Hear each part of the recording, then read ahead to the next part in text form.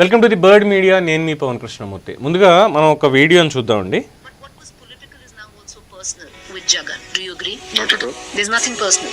Nothing. Despite of what you say he did to you and your family. I've seen many Jagans. It's nothing new. I've seen his father. I've seen various other chief ministers in Andhra Pradesh. Different leaders have different styles. You know, why should I resent him? He did what he did, and he paid a price for it, and he'll continue to pay a price. People are not willing to accept it. So just because he did it doesn't mean I'm going to follow the same path. So it's only political. There is zero personal. Absolutely.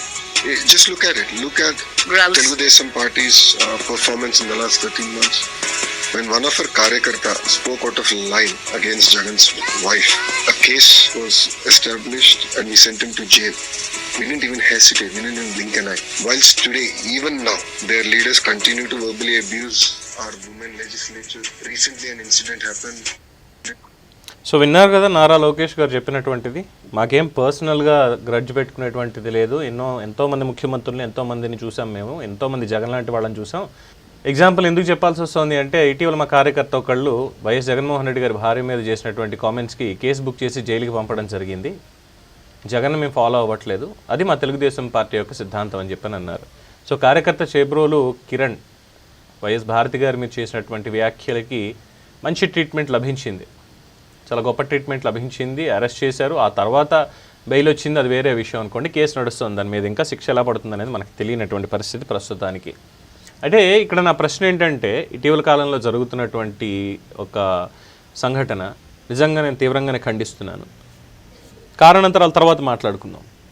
Junior NTR, senior నటుడు junior ఎన్టీఆర్ని Daggubati Prasad, Anantapuram MLA Daggubati Prasad ప్రైవేట్గా ఒక కార్యకర్తతోటి లేదా ఆయన కాన్స్టిట్యున్సీలో ఉన్నటువంటి Telugu Desam party నేతతోటి ఫోన్లో మాట్లాడుతూ అసభ్యకరంగా ఒక మాటని, అదే జగన్మోహన్ రెడ్డి గారి పోలీస్ సంస్మరణ దినోత్సవం రోజున పట్టాభిగారు అన్నటువంటి బోసుడీకే మాటకి చెప్పినటువంటి అర్థం, ఆ పదాన్ని ఉచ్చరిస్తూ అంటే వారి తల్లిగారిని కూడా దూషించినట్టుగా ఎమ్మెల్యే గారు మాట్లాడారు.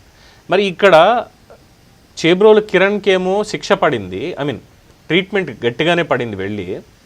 మరి దగ్గుబాటి ప్రసాద్కేమో ముఖ్యమంత్రి గారు పిలిపించి కేవలం నువ్వు ఇక్కడ మాట్లాడడానికి ఏమీ లేదు, దీనికి పార్టీకి సంబంధం లేదు, నువ్వు కాన్సిక్వెన్స్ ఫేస్ చేయాల్సిందే, నువ్వు క్షమాపణలు చెప్పాల్సిందే అంటూ ఆయన మీద సీరియస్ అవ్వడం, అలాగే సీనియర్లందరినీ కూడా కాదు అని ఎంతమంది చెప్పినా వినకుండా నేను నీకు సీట్ ఇస్తే పార్టీని దిగజార్చే విధంగా నువ్వు చేస్తున్నావు అంటే ఆయన మీద ఆగ్రహం మాత్రం వ్యక్తం చేసి దీని మీద నీ వివరణ ఏంటి, దీని మీద నీ వివరణ ఏంటి అని మాత్రం అడగడం ఏంటి?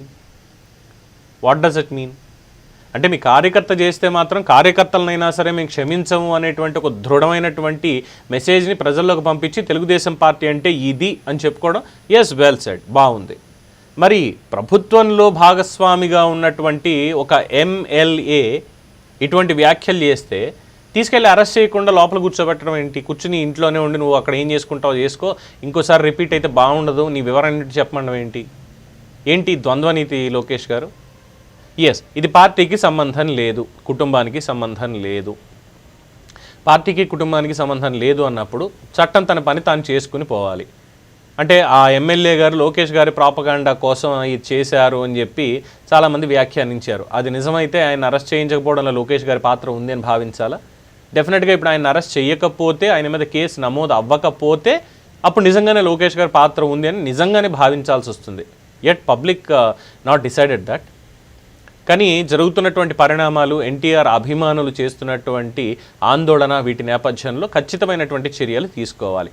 అలాగే ఎన్టీఆర్ కూడా దీని మీద స్పందించాలి, అలాగే కుటుంబ సభ్యులు కూడా స్పందించాలి, డెఫినెట్గా స్పందించాలి. ఎన్టీఆర్ స్పందించలేదు ఆ రోజు భువనేశ్వర్ గారిని, వల్లభనేని వంశీ, జూనియర్ ఎన్టీఆర్కి అత్యంత సన్నిహితుడైనటువంటి కొడాలి నాని, వల్లభనేని వంశీ చంద్రబాబు నాయుడు గారిని కావచ్చు, భువనేశ్వర్ గారిని కావచ్చు, అలాగే డిప్యూటీ సీఎం పవన్ కళ్యాణ్ గారిని, వారి కుటుంబ సభ్యుల్ని వైఎస్ఆర్సీపీ వాళ్ళు ఏ విధంగా వ్యక్తిత్వ హననం చేశారో, వారి తల్లిదండ్రుల్ని, పవన్ కళ్యాణ్ గారి తల్లిని దూషించినప్పుడు ఎన్టీఆర్ ఎక్కడికి వెళ్ళాడో అని ప్రశ్నిస్తే అభిమానుల దగ్గర సమాధానం ఉందా? Yes, of course. ఆ రోజుల్లో ఎన్టీఆర్ అభిమానులు నిజంగా ఎన్టీఆర్ స్పందించలేదు, కానీ ఎన్టీఆర్ అభిమానులు చాలామంది మాత్రం స్పందించారు. బట్ ఎవరైతే కొంతమంది అటు వైఎస్ఆర్సీపీకి సంబంధించి జగన్మోహన్ రెడ్డి గారిని ప్లస్ ఎన్టీ రామారావు గారిని అభిమానించేవాళ్ళు, అదే జూనియర్ ఎన్టీఆర్ని అభిమానులు ఎవరైతే ఉన్నారో వీళ్ళందరూ ఆ రోజు చాలా చక్కగా ఆనందంగా పర్లేదురా మనోడు బాగా తిట్టాడు అనేటువంటి ఒక ఆనందాన్ని అనుభవించారు. ఎవరైతే అసలు ఎవరికి పార్టీలకు సంబంధం లేని ఎన్టీ రామారావు అభిమానులు ఎవరైతే ఉన్నారో వాళ్ళు మాత్రం స్పందించారు. ఒక మహిళని ఆ విధంగా కించపరచాలా, తప్పు కదా అని చెప్పి స్పందించారు. సో ఇక్కడ అభిమానుల్లో కూడా కాస్తంత డిఫరెన్సియేషన్ అనేది ఉంది. సినిమా కదా ఎంతకైనా. మరి భువనేశ్వర్ గారిని అన్నప్పుడు, పవన్ కళ్యాణ్ గారి సతీమణిని లేదంటే వారి తల్లి గారిని అన్నప్పుడు అప్పుడు గుర్తు రాలేదా? అప్పుడు కుటుంబం అంతా అండగా వచ్చారు. భువనేశ్వర్ గారిని వల్లభనేని వంశీ అన్నప్పుడు కుటుంబం అంతా అండగా వచ్చారు. మరి ఈరోజు జూనియర్ ఎన్టీఆర్ తల్లిని దూషించినప్పుడు ఎందుకు ఆ కుటుంబం నుంచి బయటికి రాలేదు అన్న ప్రశ్న కూడా ఒకటి ఉత్పన్నం అవుతోంది. అట్ ద సేమ్ టైం ఇంకొక మాట కూడా వినిపిస్తోంది. ఆ రోజు మీ అత్తని, నీ మేనత్తని ఈ విధంగా వాళ్ళు అంటే నువ్వు కనీసం బయటకు వచ్చి మాట్లాడలేదు, అది నీ సంస్కారం. మరి ఇప్పుడు మేమేం మాట్లాడాలి, ఏ తలకాయ పెట్టుకుని మేము మాట్లాడాలని వాళ్ళు అనుకుంటున్నారు అంటే కొంతమంది అంటున్నారు. వాస్తవం మనకు కూడా తెలియదు. ఒకళ్ళు నిజంగా అలాంటి ఫీలింగ్ ఉందా?